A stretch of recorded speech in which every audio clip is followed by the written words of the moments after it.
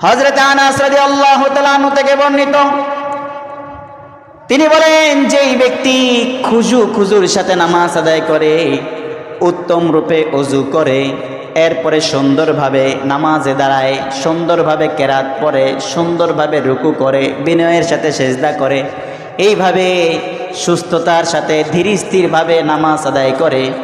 এরপরে যখন সে নামাজ শেষ করে, এই নামাজ উপরে উঠতে থাকে আর আল্লাহর কাছে দোয়া করতে থাকে, আল্লাহ,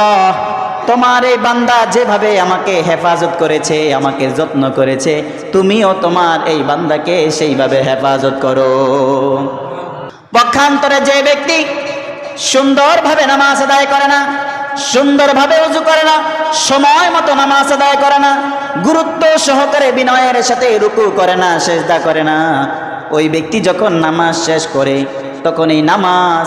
উপরের দিকে যাইতে থাকে আর বদদুয়া করতে থাকে, আল্লাহ, তুমি তাকে সেভাবেই ধ্বংস করে দাও, সে যেভাবে আমাকে ধ্বংস করিয়া দিল। এবং এই নামাজকে ফেরেশতারা দুর্গন্ধযুক্ত কাপড় দ্বারা গোটাইয়া মোড়াইয়া এরপরে নামাজি ব্যক্তির চেহারার উপরে নিক্ষেপ করা হয়। এই জন্য নামাজ আমাদেরকে পড়তে হবে